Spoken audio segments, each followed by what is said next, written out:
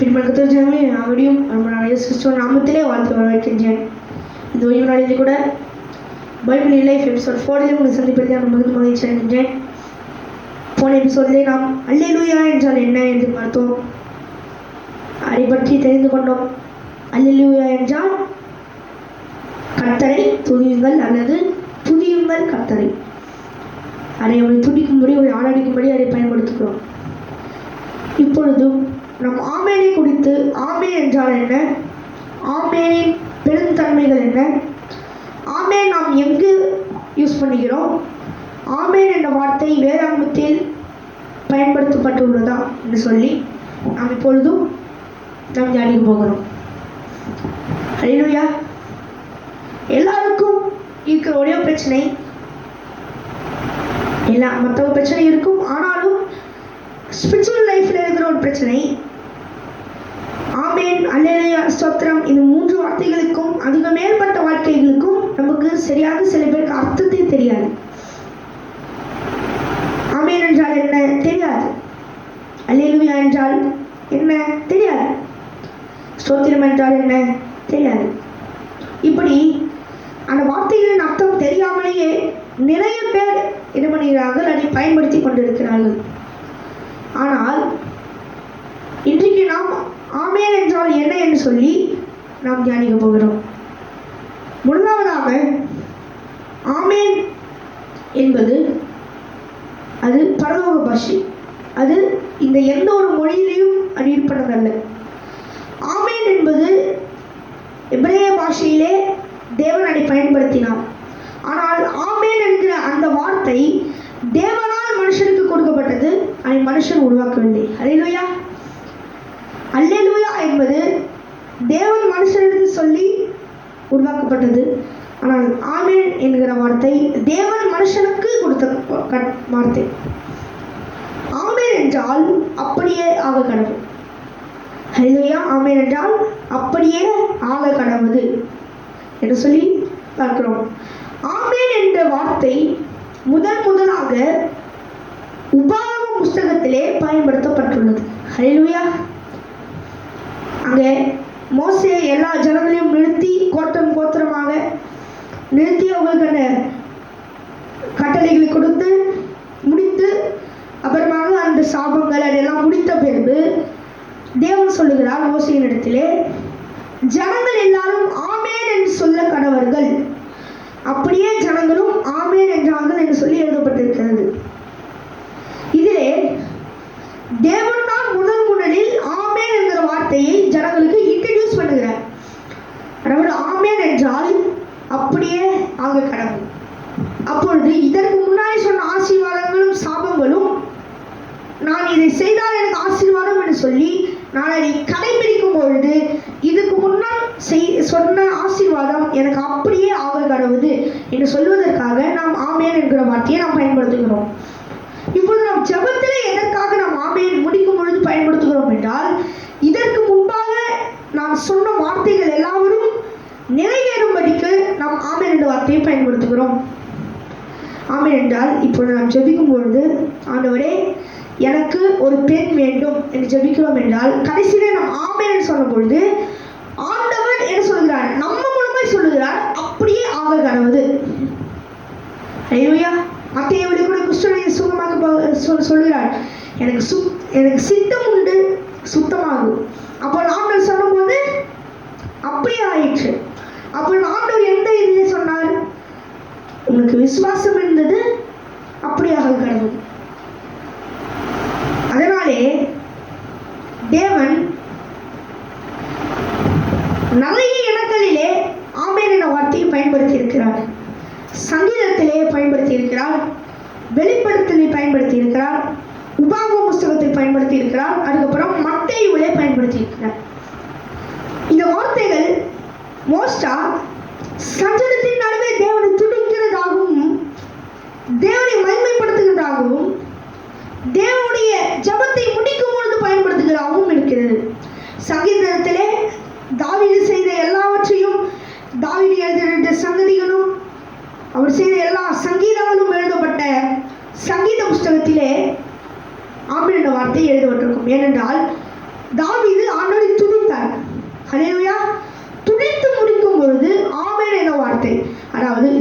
இதுக்கு முன்பாக நான் துடித்து சொன்ன வார்த்தைகள் அப்படியே ஆக கடவுது.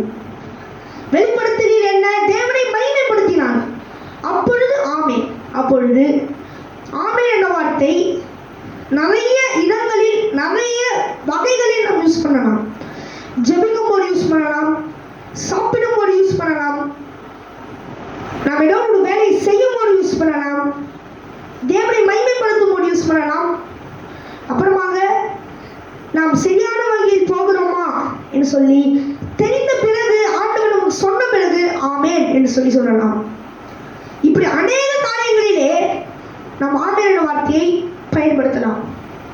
ஆனால் ஆமென் என்ற வார்த்தை அப்படியே ஆக கடவுள் என்று சொன்ன வார்த்தை நம்ம வார்த்தையில் நடக்கிறதா? அல்லேலூயா. நம்ம வாழ்க்கையிலே நடக்கிறதா என்று சொல்லி நிறைய பேருக்கு சந்தேகம் இருக்கும். ஏனென்றால் ஜெபித்து முன்னே நடக்கவில்லை என்று சொல்லி புலம்புகிற நிறைய கிறிஸ்தவர்கள் உண்டு. நான் இதுலையோ ஜெபித்தேன், எவ்வளவோ நேரம் முழங்காலில் நின்று ஜெபித்தேன், ஆனால் ஒன்றுமாகவில்லை என்று சொல்லி புலம்புகிற, அதோடு அழுகின்ற கிறிஸ்தவர்கள் ஜனங்கள் அநேகம் உண்டு. எண்ணிக்கை அறியாத ஜனங்கள் உண்டு. நான் ஜெபிச்சேன், அவனுக்கு தரல. நான் விண்ணப்பம் பண்ணேன், அவனுக்கு தரல. நான் கெஞ்சி பார்த்தேன், அவனுக்கு தரல. அதனால திட்டுவோம். அதுக்கு முன்னாடி ஏற்கனவே திட்டனால்தான் இப்ப ஜெபிக்கிற ஜெபம் கேட்கப்படலை. ஆண்டவர் எல்லாவற்றையும் நமக்கு செய்கிற தேவன். அல்லேலூயா. A to Z alphabetical order, A to Z. இது alphabetical orderல அன்லிமிட்டெட் நம்பர்ஸ் இருந்துச்சுன்னா எப்படி நம்மளுடைய நம்பர் சிஸ்டம்ல அன்லிமிட்டெட் நம்பர்ஸ் இருக்குது, அன்லிமிட்டடாக அதே மாதிரி ஆல்பபெட் இருந்துச்சுன்னா அத்தனையும் A to அன்லிமிட்டெட் எல்லாத்தையும் தேவன் நமக்கு தருவார். ஆனால் தேவன் அதுக்கு தான் நமக்கு கட்டளையை கொடுத்தார். அல்லேலூயா. என்ன கொடுத்தாரா? கட்டளையை கொடுத்தார், கற்பனையை கொடுத்தார், நமக்கு நியாயப்பிரமாணத்தை கொடுத்தார். நீதிமொழிகள் என்று சொல்லி நாம் படிக்கிறோம். அதிலே நீதியினுடைய வார்த்தையை, நீதியில் எப்படி நடக்குகிறது, நீதியிலே எப்படி செல்லுவது, நீதியிலே எப்படி வாழ்வது என்று சொல்லி தேவன் நமக்கு சொல்லிக் கொடுத்திருக்கிறார். அப்பொழுது தேவன் நம்மளுடைய 10 கற்பனைகளை யாத்திராகமம் 20 கொடுத்திருக்கிறார். அல்லேலூயா. அப்படியே தேவன் சொல்கிறார், இந்த 10 கற்பனையை கடைபிடியுங்கள் என்று சொல்லி, அந்த 10 கற்பனையை பின்பற்றுங்கள் என்று சொல்லி மோசேயின் இடத்திலே தேவன் வாக்கு கொடுத்தார். ஜனங்களும் வாக்கு கொடுத்தார்கள், ஆமென் என்று சொல்லி வாக்கு கொடுத்தார்கள். ஆனால் நியாயாதிபதிகளின் காலத்திலே நீங்கள் பார்த்தீர்கள் என்றால் ஒருவரும் கட்டளை கடைபிடிக்கவில்லை, எதுவும் செய்யவில்லை, கர்த்தருக்கு விரோதமாக நடந்தார்கள். அதாவது எப்படி என்றால், பாவம் செய்வார்கள், தேவன் நியாயாதிபதி அனுப்புவார், மனம் திரும்புவார்கள், தேவன் என்ன பண்ணுவார்? தப்பு வைப்பார். திரும்பி என்ன பண்ணுவார்கள்? அது நியாயப்படி போன பிறகு திரும்பியும் பாவம் செய்வார்கள், திரும்பியும் தேவன் என்ன பண்ணுவார்? ஒப்பு கொடுப்பார். திரும்பியும் புலம்புவார்கள், திரும்பியும் ஒரு நியாயாதிபதி அனுப்பி வைப்பார். இப்படியே அநேக வருஷங்கள், 100க்கும் மேற்பட்ட 150 வருஷத்துக்கும் மேற்பட்ட அந்த வருஷங்களுக்கு நடுவில் வந்த அத்தனை நியாயாதிபதிகளும் 12 நியாயாதிபதிகள், 12 நியாயாதிபதிகள். சிம்சோனே 20 வருடம் அவர் இருந்தார் நியாயாதிபதியாக. அப்போது ஒருத்தரும் சிம்சோன் மட்டும் 20 வருடம், ஆனால் எத்தனையோ பேர் எத்தனையோ வருடம் இருந்திருக்கிறார்கள். அதெல்லாம் கூட்டி கழிச்சு பார்த்தால் 150 100 வருஷத்துக்கு மேலே போகிறது. அவள் அத்தனை வருடம் தேவனுக்கு உண்மை பாவம் செய்து விட்டு தேவன் நோக்கி திரும்பி என்ன பண்ணுகிறார்கள்? மூடி இருக்கிறார்கள். அப்பொழுது தேவன் என்ன பண்ணார்? நியாயாதிபதிகள் வேண்டாம், தீர்க்கதரிசிகளை கொடுக்கலாம் என்று சொல்லி சாமுவேல் தீர்க்கதரிசியை உருவாக்குகிறார். அப்போ சாமுவேல் தீர்க்கதரிசி எங்க வளர்ந்தார்? சீலோவிலே. எதிலே வளர்க்கப்பட்டார்? வாசஸ்தலத்திலே வளர்க்கப்பட்டார். எதோடைய வாசஸ்தலம்? உடன்படிக்கை பெட்டி இருந்த கர்த்தர் வாசம் பண்ணுகிற வாசஸ்தலத்திலே சாமுவேல் வளர்க்கப்பட்டார். அல்லேலூயா. ஆசரிப்பு கூடாது. இதிலே பணியாற்றிய சாமுவேல் தீர்க்கதரிசியாக தேவன் மாற்றினவனார். இஸ்ரவேல் ஜனங்களுக்கு அறிவுரைகளை கொடுத்து அவர்கள் எப்படி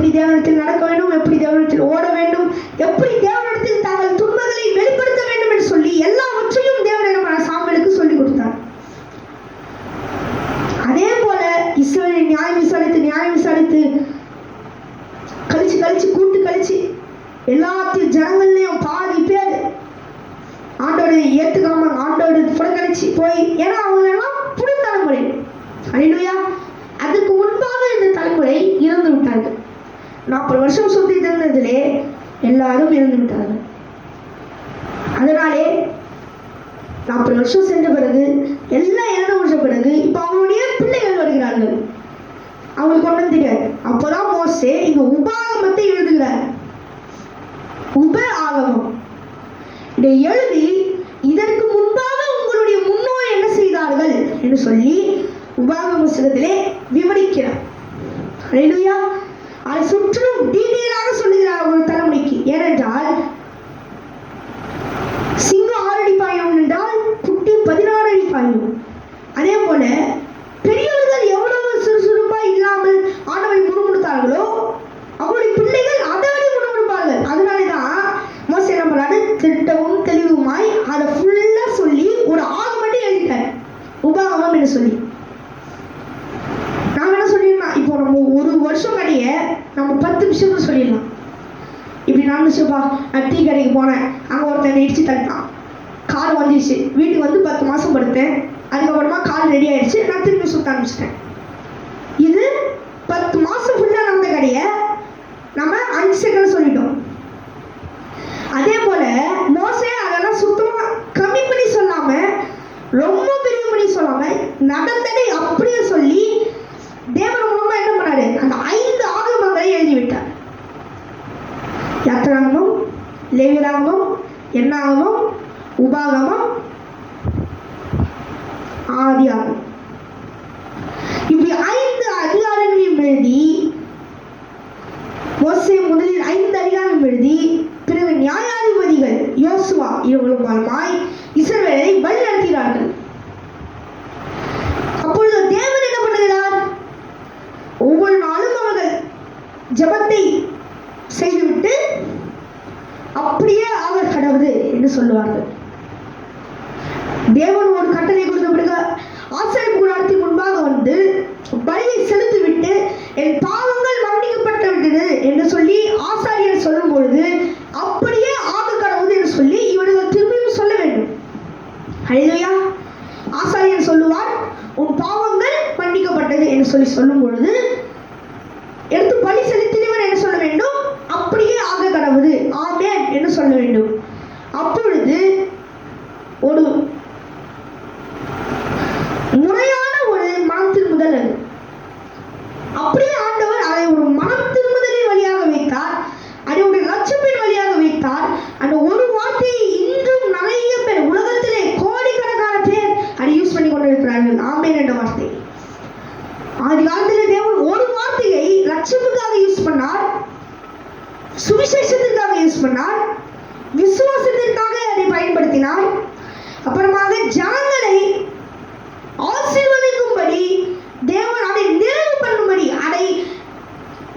அதை உறுதிப்படுத்தும்படி தேவன் ஆமென் என்ற வார்த்தையை பயன்படுத்தினார். அல்லேலூயா. இதனாலே ஆமென் என்ற வார்த்தை அப்படியே ஆக கடவுது. அல்லேலூயா.